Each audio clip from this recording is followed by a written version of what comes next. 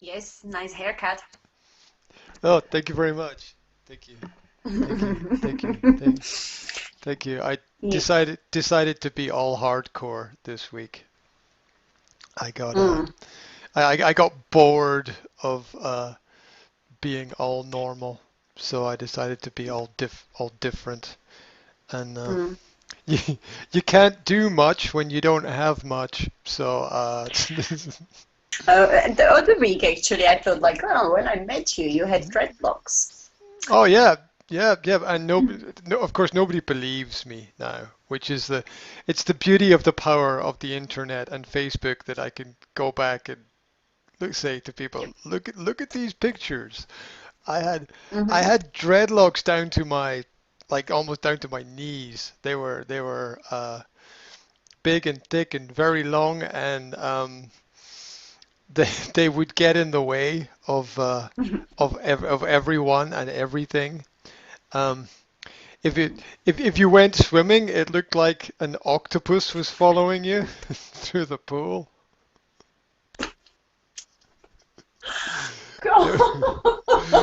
I never thought about that. Can you imagine people going, "Oh my God, look, octopus!" It's like, no, no, it's just my dreadlocks back there. That's hilarious. It's a giant Mm. squid. No, no, it's just me. Hmm. I Mm-hmm. actually would like to have a dreadlock. But Here's the point. My dreads were natural, okay? They were hmm natural. Most people, they get dreads like specially twisted or made or they're not quite sure of what happens. But my dreads, because my hair was so curly, it just naturally would dread. And hmm me being me, I don't care about these kind of things like having a great image or whatever. I don't really that doesn't bother me very much. I care about presentation, but I don't really care about and how I look too much to other people because it's a great way to be able to judge other people by understanding how they judge you. hmm Yeah. And when everyone looks the same, you can't judge anyone's reaction because it's like looking at it's like looking at 1,000 penguins. Like they all look the same, right? Well, from a distance they do, but when you look closely, they don't. Oh yeah, yeah, yeah. When you I'm I'm not asking. just that's okay. I'm not thinking. That's all right. Yeah. So uh, I was talking to somebody about that just yesterday. About hmm the people would try to buy drugs from me all the time. When you were When I when you had had dreadlocks. dreadlocks, people would try to buy drugs from me all the like constantly. It was it was ridiculous. Like people have this prefixed image of how everything would be and how everything should be, and it's really great. It's a great judge of human character. It's a great way to judge human character because you can see how people are, see how people react, see what prejudices people have. Oh, you'll never get a job if you have dreadlocks. I don't want to work for someone hmm who is going to think negative things about me because I have a hairstyle that they don't like. I mean that's a really shallow person. There's no depth to that person's understanding or character at all. And the great thing about it is that you can see it straight away and you can tell the person, which most people don't do it, but I do because I don't care what people think. I care that people are okay, and I care that they they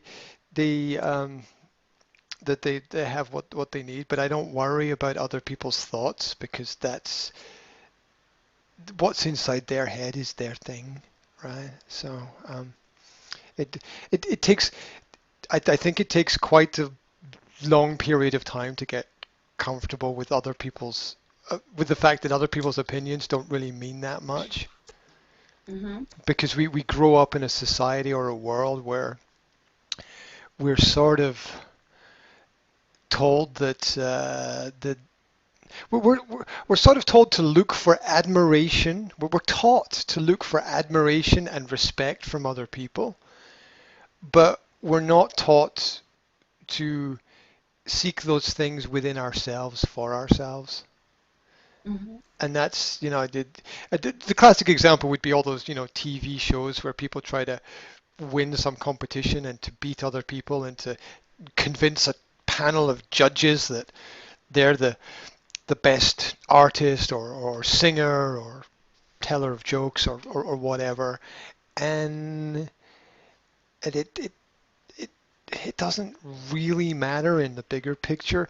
I mean, it matters on small scale here and there, things like job interviews and stuff. But you want True. to you want to trust that the people who are interviewing you have the intelligence to understand that you're good at what you do Mhm.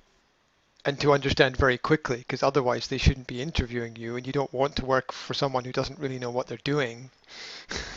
So the interview works both ways, right? Mhm. True. It's not just the company seeing if the person is right for the company, it's the person seeing if the company is right for them as well. The classic mistake is employing people who know less than you. That's the classic mistake. That that leads companies to failure consistently. Mhm. Because if the people below you know less than you, then you're not motivated uh, to, to improve in much way. You have to be the least intelligent person in the room and understand that you're the least intelligent person in the room, and then be motivated to improve your position. Um, and too many people are employing in business. They're employing people with weaker skills than themselves, and we need to employ people with greater skills than ourselves to for any benefit to really occur. And I think we're seeing that more in the modern world, where we're understanding that management is more than employing people and telling people what to do.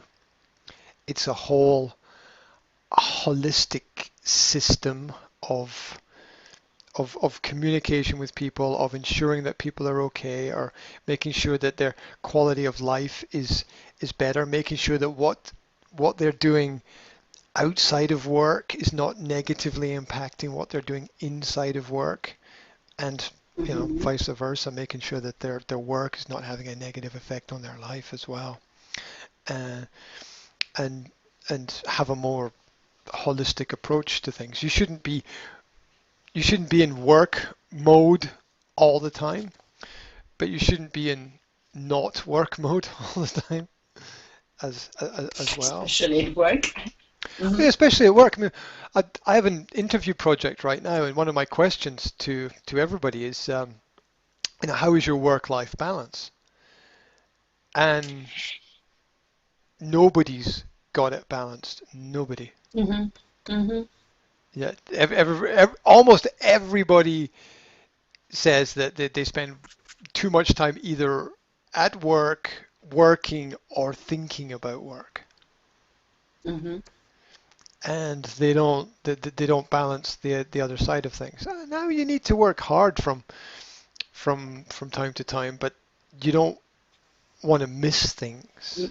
N- Not all Uh, the time. Yeah. yeah, you don't want to miss things as well. So it's interesting, and also I do a lot of work with other coaches who coach businesses and people, and it's becoming more and more my understanding that these coaches don't have their lives organized. And Mhm. and I wonder how you can organize other Somebody people's does that. life if you haven't got your own stuff in order. Mhm. Um, and then I wonder how you can trust somebody to organize your life or your business when you either know or don't know that they've got their stuff in order. Like, why would you take advice from someone who's not in that kind of position? So Hmm. it's it, it's really it's an interesting conundrum or problem to try to understand.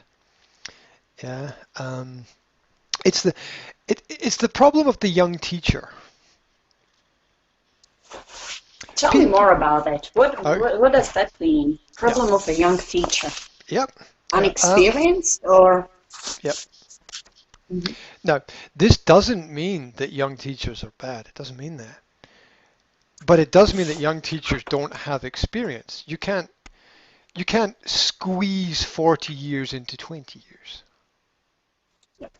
Like 99% of the time you can't do that. You get people who grow up quickly and have wisdom beyond their age.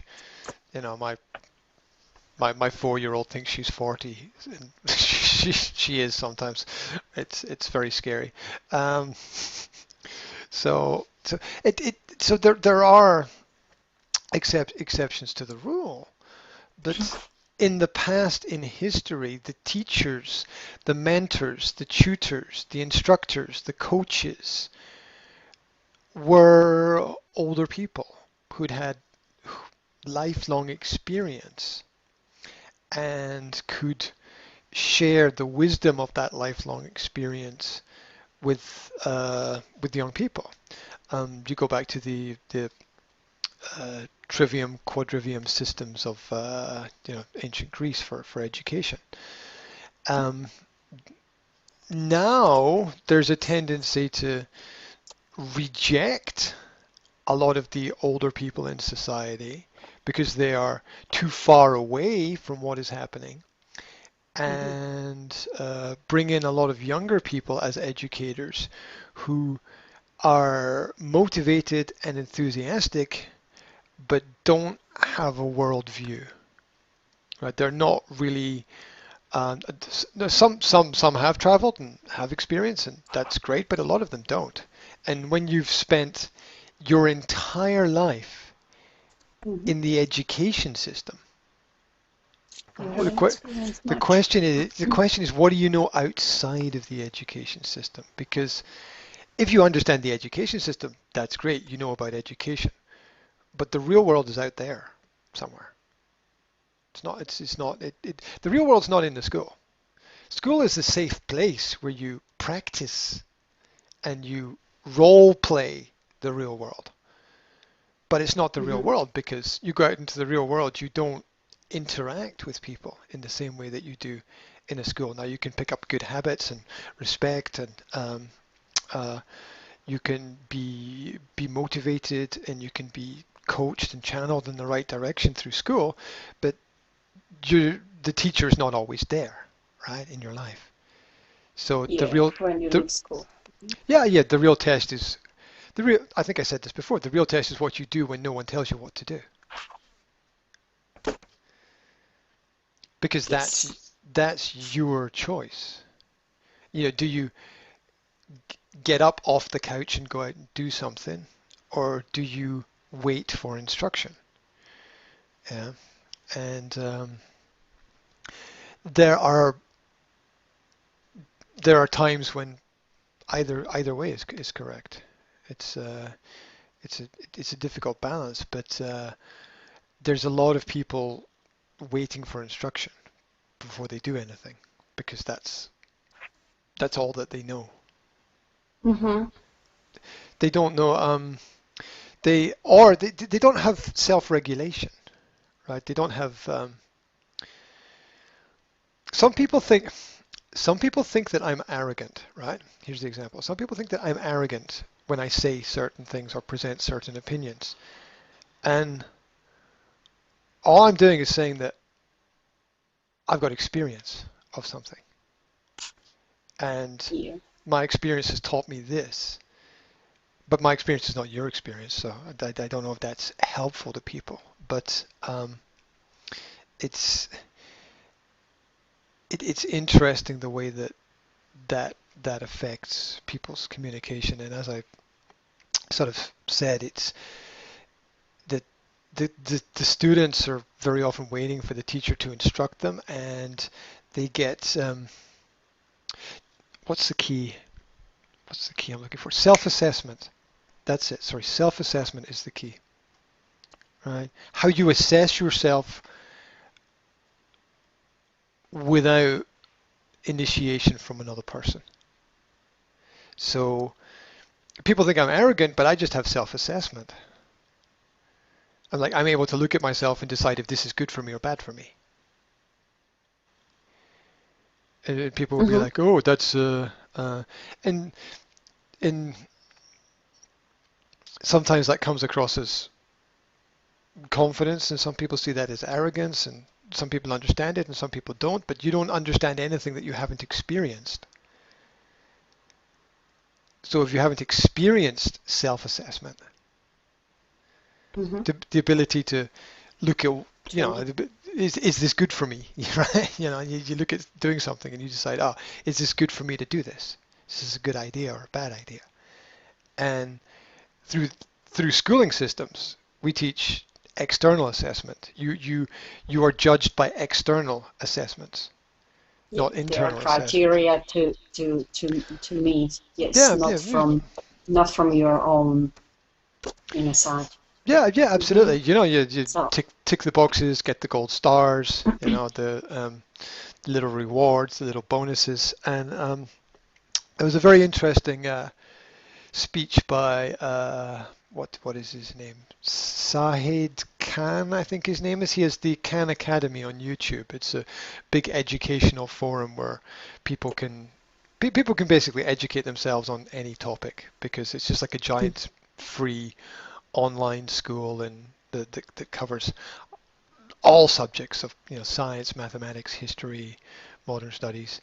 And he gave a speech where he said that basically you can control the direction of every student through rewards.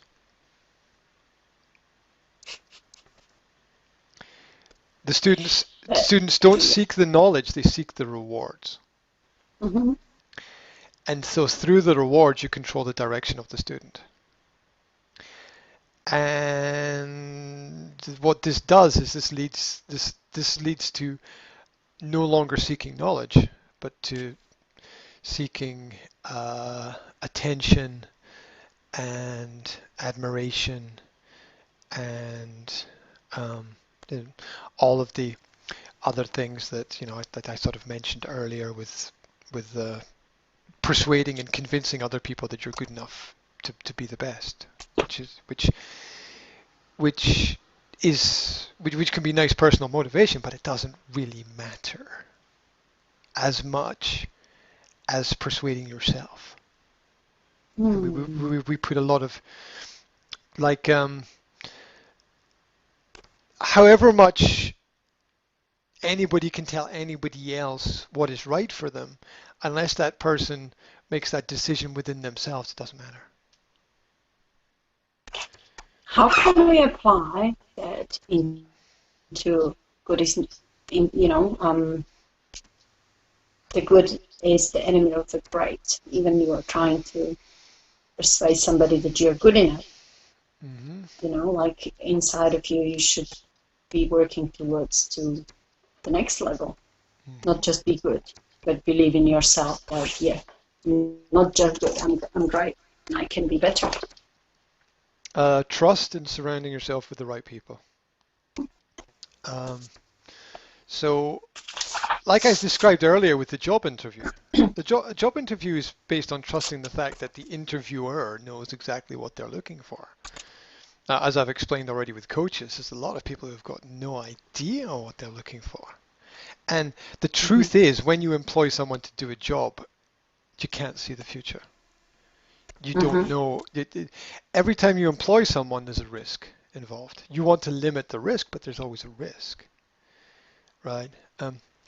That's why you have the interview. You interview the person to see and how they react, respond, what's the knowledge. Yeah, but you still. Yeah, but that doesn't matter because that doesn't matter because the interview is not the job. Sure. You can be brilliant at interviews, but terrible at the job. See, it's a different skill. That's like giving a footballer a written test. It doesn't matter if the footballer can't write. It doesn't matter at all. Mm-hmm. What matters is that they can perform the task on the field. And it's the same with the job. I mean, the interview process is actually insane. Interview processes are complete madness. They are because you're not tested on your ability to do the job, Mm-hmm. which is Just what to you're. talk about it. Yeah, exactly. And Mm-hmm. those who are good at talking and providing the right answers, they progress, they go through. Now, the big companies began to understand this about 15, 20 years ago, and there began to be many more complex ways and systems to employ people. And now if you work for a bigger organization, you can expect to be interviewed 7 to 10 times before you get the job, because the big organizations don't want to make a mistake. I spoke to somebody, when was it, last year, and they told me that for their management position, they were interviewed 7 times. There was 7 rounds. Mm-hmm. Yeah. And this is actually not, it's an important company, but it's not that big a company. And they're doing that. And so even then, there's a risk. You still don't know if the person is going to be the right person, or if the person is going to fit in and have personality conflicts with other people around about them. You don't even know if the person is going to be healthy or sick. So there's there's Or massive, pregnant. or pregnant. Yeah, absolutely, absolutely. Which which makes me smile, because of the it leads to the equality debate about equal pay for men and Yes. women, right? Mm-hmm. Mm-hmm. Right, and oh, women get paid less. Yes, because employers don't want to employ them because they have to pay them to not be at work. Mm-hmm. That's it. That's it. It does. It's not that it's not that women work less. It's not or work less hard. It's not that women are not more intelligent. Very often they do work harder. Very often they are more intelligent.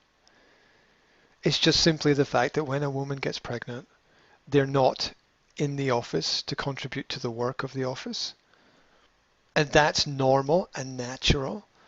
And for that reason, you you can't ever expect equal pay, because the man will not be absent for 3 months, 6 months, or 2 years unless you give equal leave to the man and the woman during the pregnancy time, in which case you lose 2 employees from your company. Yeah, Mm-hmm. during that period of time. And why would you ever want to employ people that you have to pay to not be at work? But then, Yeah. that's cruel. But yes, trees fall on people's heads every day. That's also unfortunate. But we can't stop that, because it's the process of life. And we don't want to. Every time we pretend to be God, it has horrible consequences. So these. Chaos. We create total Oh chaos yeah, then. yeah. Human history is just examples of people having too much power. That's what it is. The moment someone gets too much power, things go horribly wrong. Yeah.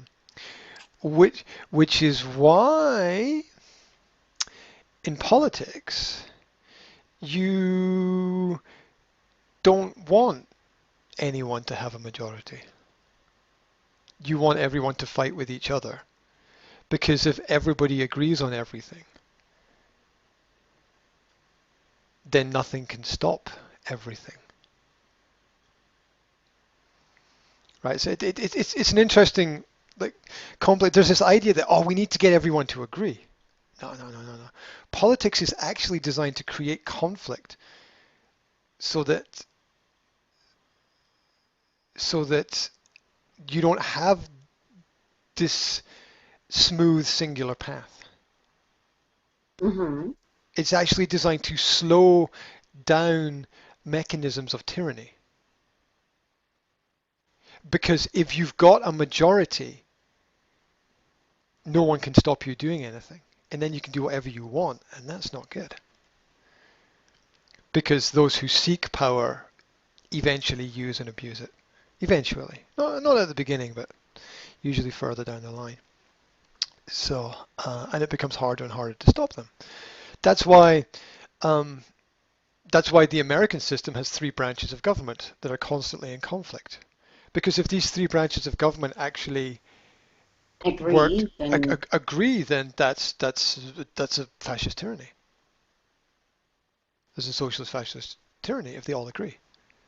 Because there's nothing to stop the government doing whatever it wants. So, the politics works best when it's at its most confrontational. Because if all the parties agree, then what's to stop bad things from happening? You want everyone to argue about everything so that everybody hears all the sides of the debate, and then can make decisions based on all of the different aspects and facets. Because understanding what we don't see is extremely important. Because everybody can be convinced of something. Everybody can be convinced of anything very, very simply. It's for the environment. It's for the earth. You're not against the earth, are you? It's for the kids. You're not against the kids. And people are like, okay, whatever. And people are very easily pressured into following whatever. Especially if somebody says you are not against something. Oh yeah, because the automatic reaction, because you don't respond, you react. You're like, oh no, I'm not against things, because you don't want to seem to be negative or confrontational. And the correct response to that is there are lots of opinions that I disagree with, but there's no person that I disagree with, because I don't disagree with people. Because I understand that everyone's different. But I'm allowed to disagree with an opinion. It's like if I can say to a person, look, I don't disagree with you, because I know that you are not that idea. You're somebody different. But it's just like this idea. I'm like, it doesn't rest or sit well with me. I need to think more about it. I need to process it. It doesn't fit into my experience of things. So I don't disagree with the person, but I'm allowed to disagree with ideas. I don't to disagree with the person would be like to say, like, I don't want you to exist, right? Which is crazy. Yeah. But isn't it common that people think like if you disagree, they think it's against them in general? Yeah, which is what separates the intelligent from the non-intelligent people. Right? Because an intelligent person has the ability to separate, to parse ideas from the actual individual person. Because the core of a person's personality doesn't change very much. But ideas can. Now, there's a link between those two things. I mean, your habits are built upon what you like. What you like is kind of related to personality of who you are. But all opinion is a statement of experience. Yeah. So your opinion is defined by the experiences you have in life. If you have a different set of experiences, then you have a different set of opinions. The same way that if you grow up in a different country, you speak a different language. Your environment dictates the experience. Absolutely. Yes. Absolutely. Habitat creates habit. So, that's why when people talk about climate change, what do they mean? Well, change is obvious, right? But what do they mean climate? What is climate is more than weather and environment. It's opinion, it's attitude, it's feeling. And so the way to move people is to change the environment. And by changing the environment, you change the people, because by changing the habitat, you change the habit. Yeah, classic example is if there's a park and there's a path across the park, but the path is not straight, and people walk across the park, they will walk like this, because they will follow the path. This is the way we are. It won't be the fastest way, it won't be the best way, but they'll in general, they'll follow the path.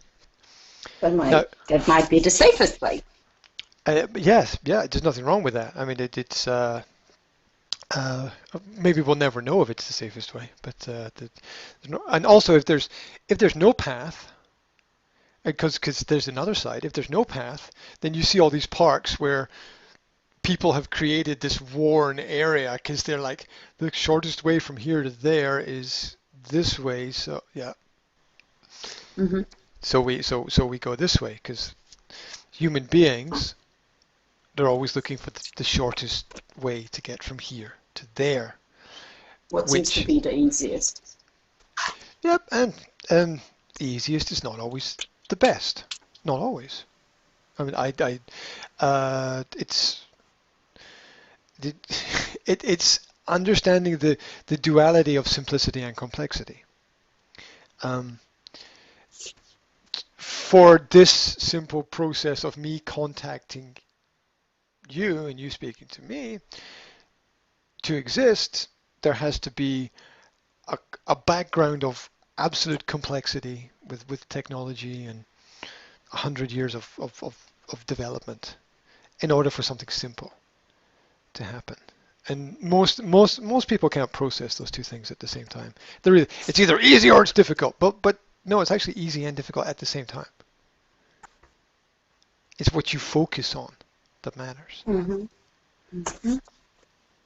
It's not what it is.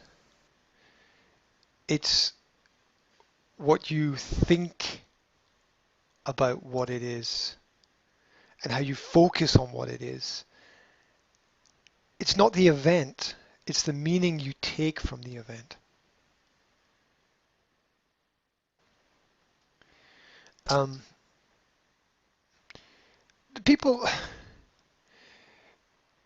lot of what people do is because it makes them feel good. There's nothing to do with what they're doing. It's to do with how they feel, how it makes them feel to do that thing. Right? Why should you buy a product from the Body Shop and not another shop? Right? Because buying from the Body Shop makes you feel good. Because it's something for the environment, right? Now, it could actually be better to do that, and it's better to think about the environment, etc., etc. So it's not always a bad thing, but those people involved in marketing understand that if you can make people feel good about something, they will invest in that thing. And that's why businesses connect to charities, because that's a reason to invest in that business, because that business works with that charity and that charity helps people. I'm not saying good or bad, it's just understanding the way we are as human beings. Makes us to feel better if you know that you're supporting somebody that they are supporting. Yeah. It gives you a reason, a cause, a mission. And if you don't select your own mission, then for all of us, if we don't select our own mission, we are kind of forced to live within other people's constructs of missions, what their mission is. If you don't work for yourself, you work for somebody else. Right? So, and your mission might be something within working for somebody else, and that's cool. That works for a lot of people. But it's understanding that you can't live without the mission. Yeah, it doesn't. There's no point. There's no purpose. There's no inspiration. There's no motivation without the mission. Yeah, like the biggest movement for businesses working where I am right now is zero waste. Yeah, to have a business, but to have a business that works with a clean environment. Yeah, and that mission is bigger than the concept of the business. And that's what drives the businesses. It's also not a bad thing, so it's kind of cool. But it's understanding that the business is much less important, doesn't really matter. Because the mission is to make the world a better place. Yeah. Yeah, that's every bigger business has a mission. That's why businesses have mission statements. Because they understand. That's how you get somebody's business card and it's got that little quote from the company or something on it. Yeah, it's if there's because life doesn't really make much sense if there's not a bigger mission. It doesn't make much because it's like, who am I? What am I doing? I'm just one person in a big world. There's a lot of things going on. Where's my space? Where's my place? What should I do? It's lost. Yeah, lost. Yep, absolutely. Absolutely. Now, the contradiction is your mission might be to get yourself lost sometimes. That might be some people's need. And I'm thinking about you go back in time, explorers who went off into the jungle to find Aztec temples, or whatever, to discover new birds or to find medicines or something like that. A lot of them got lost, right? And that was one of the things related to whatever their mission was, but they always had a bigger mission, right? And when you've got a bigger mission, you can always persuade people to invest in what it is that you're doing, because it's obvious. The things that are good require much less persuasion. It has to be really good reason, really great mission to people. Yeah, but if somebody really, really, really has to persuade you that something is good, it's not obvious, right? Mm-hmm. It's not obvious, and intelligent people usually instinctively know what the right thing is. Not always, but usually, and persuasion and influence are unavoidable parts of life. Wherever we go, we are moved and manipulated. If it's it's why do you walk down this? Why do you walk this way? Because there's a path. Because there's a street. Why do you drive this way? Because there's a road. Somebody built a road. Why do you live here? Because there's a house. Right? This manipulation is everywhere. It's unavoidable. Why are you going to see this film? I saw an advertisement about it. Right? Why do? God, yeah, you're right. Everywhere. It's everywhere. Why do you wear a Batman and Superman t-shirt? Because it's a trend. It's a fashion. It's a fashion, and It was in a shop. it was there. It was one of my choices. Yeah, it was there. Exactly, and it speaks to us. It's familiar. It resonates with us, and so we connect with it, and we feel it brings us some kind of value. So we exchange our energy for their energy, and that's the way that money works. That's why everything has a charge.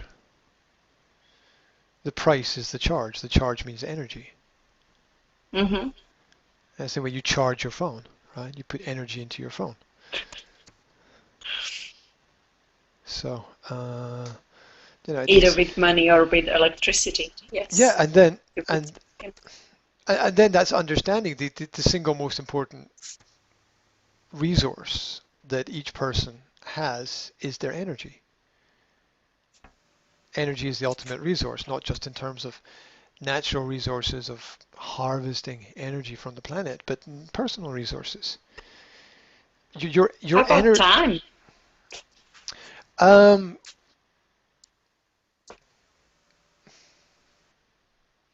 The question is then, how useful is time if you don't have energy?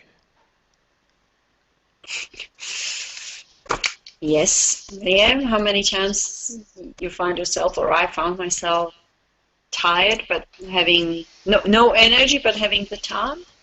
You can't do anything because you don't have energy. Yeah, somebody calls you and says, "Come out, we're going out," and you're like,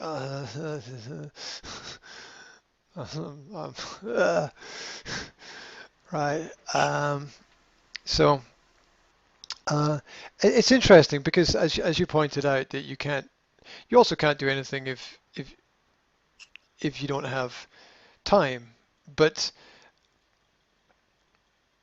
you can have time but no energy, and the time is useless, right? Yes. And yeah. so the other way around is more complex because if you have energy, you can do something, right? You can do something. You have to make a choice about what it is that you do. But it's one of the tragedies of life is that when we have time, we don't have energy. Like when you retire, like you're 65 or however old you are, and you stop working, and there's all those things that you told yourself that you would do, but you forget that you'll only have like 25% of the energy you had when you made those plans. Mm-hmm. So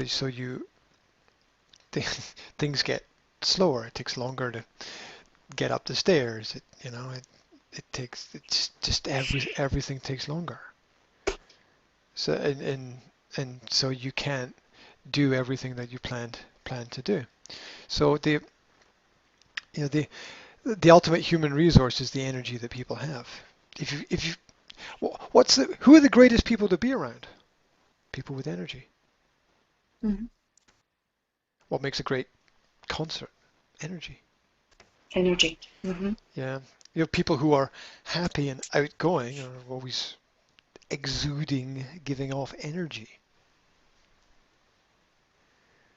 Yeah, that's what moves and shapes a lot of our opinion. Yeah. And it's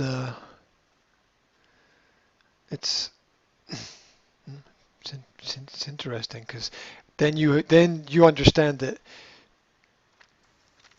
maybe to be successful, to move forward, to have progress, you need to have energy. And then you need to focus on, okay, how do I get energy? Where does my energy come from? What makes me inspired? What makes me excited? What keeps my attention and focus? Am I eating the right foods? Yeah, that was one of the the questions you sent to me. Yeah, about the energy level, about the health choices, and impact on how you feel energy wise. And, Absolutely. mm-hmm. The it's if you put the wrong here's a really good way to understand it. You put the wrong fuel into your car. Oh God, no, yeah, it does not move. Mm-hmm. Right? So people care more about their car than they do about their body in general, because they never put the wrong fuel into their car. No, there is big sign, diesel, or it takes only the 90. Yeah, and you, Mm-hmm. yeah, and The you 100 know, or 98 or something. Mm-hmm. yeah, and you know what happens to the car if you put the wrong fuel in. It breaks down, doesn't work. So the same is the same is true for how we treat ourselves. Now, the human problem, the human condition, is that we is is really trying to live without damaging ourselves too much, because it's impossible, right? You can't live without risk. You can't do anything without risk. So the secret is to live without harming yourself. Risk assessment. Risk assessment. Yeah, and what's the first rule of medicine? Do no harm. Mm-hmm. It's the Hippocratic But how Oath. many side effects are on every single medicine you're taking? Yeah. Well, that's understanding that everything we do has some kind of effect on something else.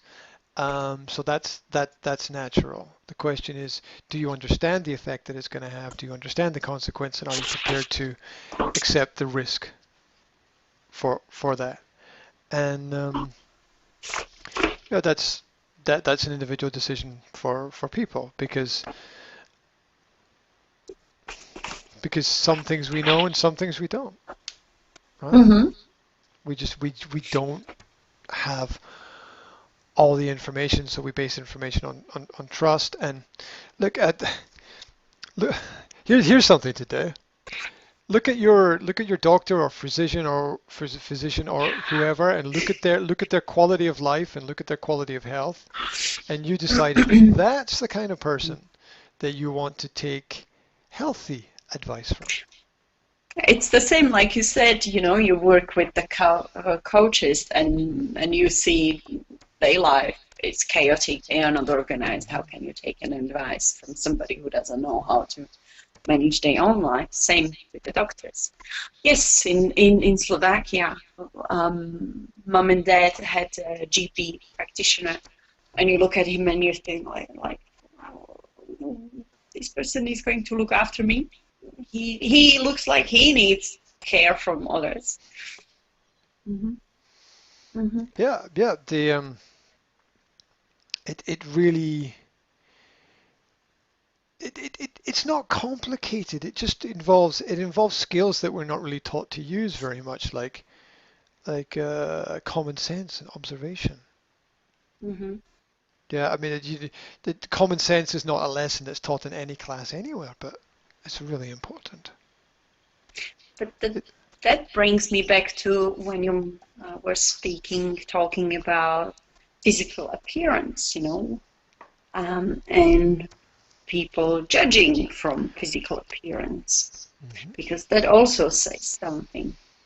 Mm-hmm. What does it really say about the person? Well, it tells you about their experience, right? It really tells you about their experience. Like if somebody says something negative about somebody because of their skin color, it tells you that person has a negative experience or has been in an environment where that skin color created a negative experience for them. They probably don't know anything else, right? And because they don't know anything else, it's if you haven't experienced life on this other planet somewhere, it's kind of really difficult to understand that the other planet exists. It's what is one of the number one mistakes most people make with most presentations. Number one mistake is telling and not showing. Telling and not showing. Telling and not showing. Now, as a teacher, you encounter this quite a lot. Yeah, it's tell me and I forget.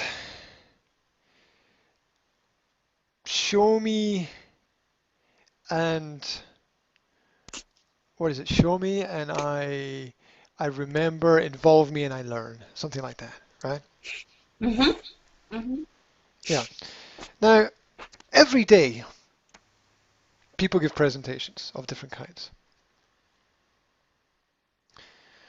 How much of, and I've observed this so much recently. It's why it's on my mind. Is it, okay? People are like, I'm part of a business group, and every week somebody gives a different person gives a presentation about their business.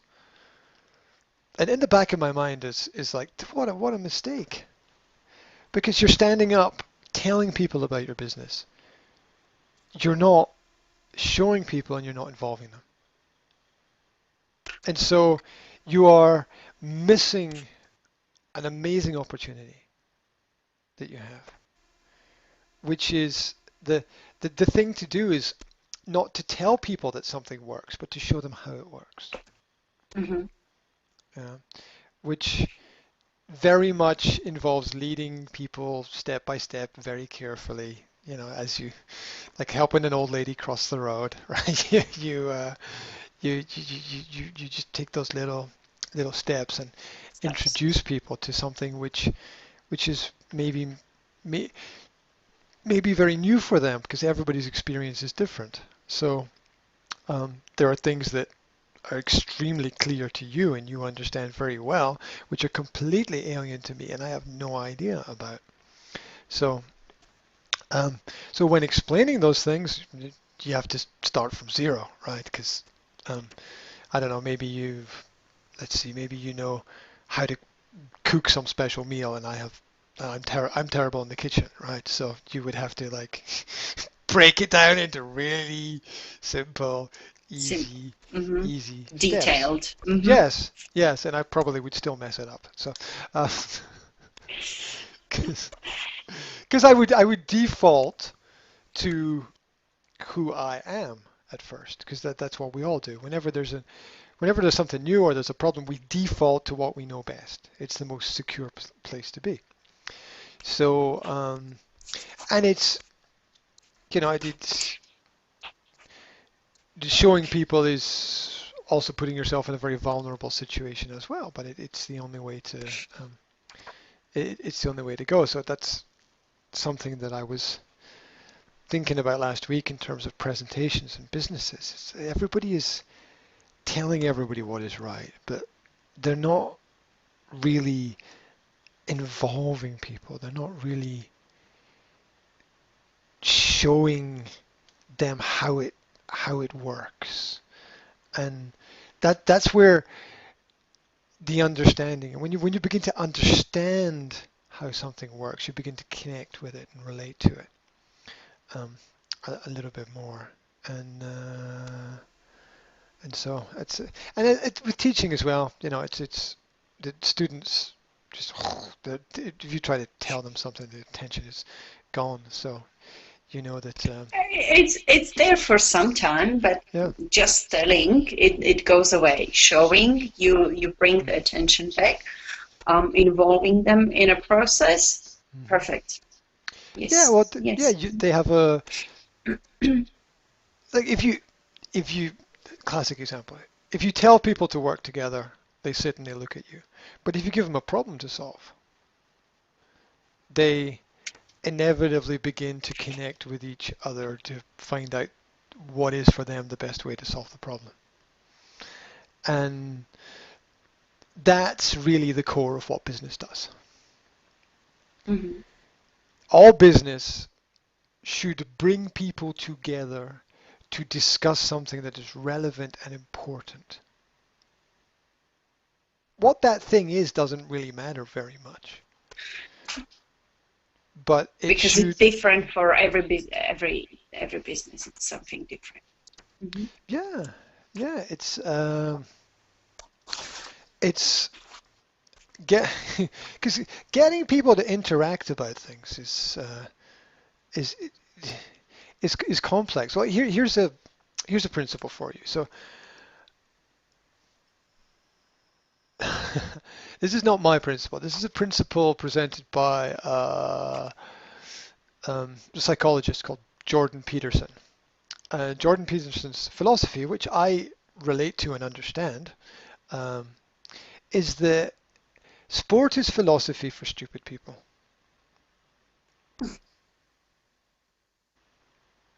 So you can't go to a lower IQ person or a person who's doesn't have awareness that more exists beyond Their understanding.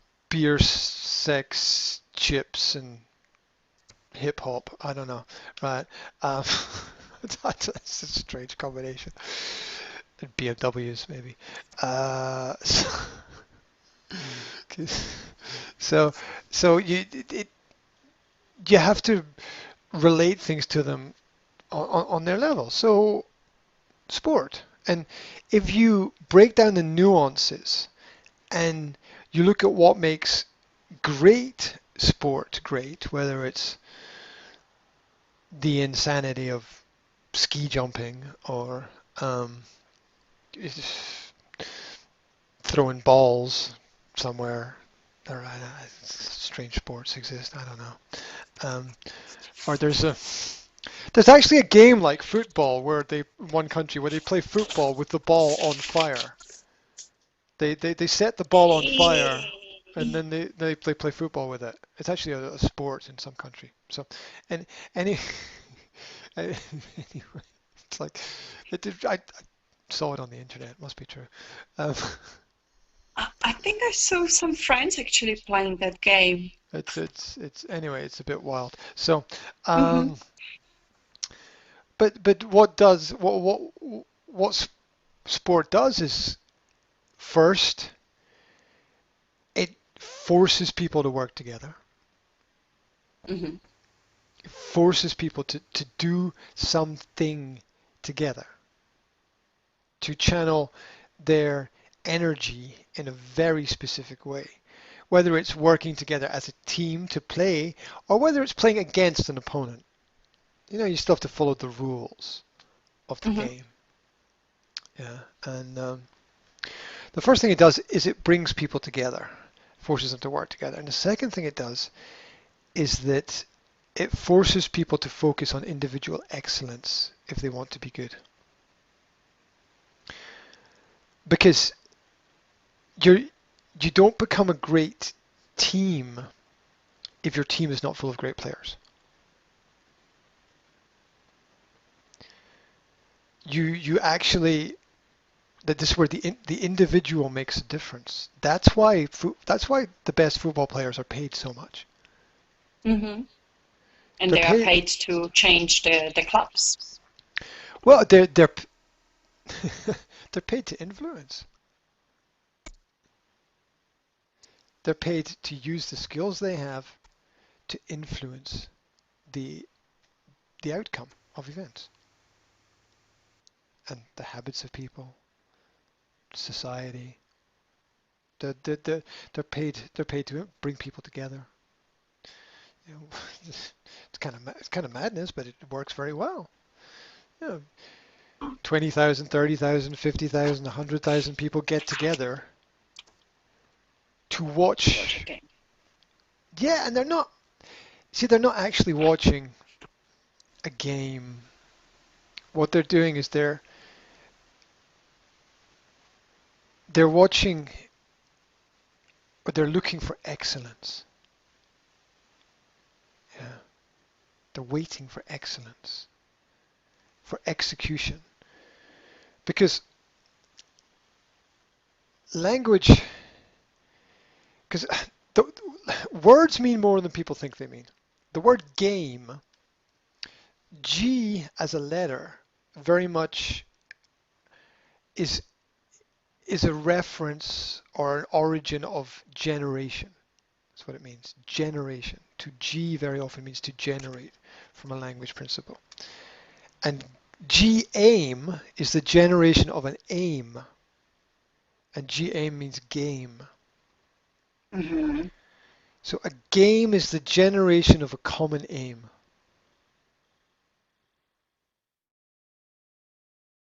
And that's the whole principle. That's the whole principle. Yeah. You used to call yourself just G. I am still called just G, and that's not specifically because of that. That's because there were two people with the same name working in the same place, and we needed a way to refer to me. So I was like, I'll just be the first letter then. Just call me G. And then like, and then the kind of rap culture developed, and everyone was like, "Yo, G, man!" And it's because and then G came to mean gangster, right? Which was underground and cool, because that's what the G means. It means gangster. Gangster. Yeah. Mm-hmm.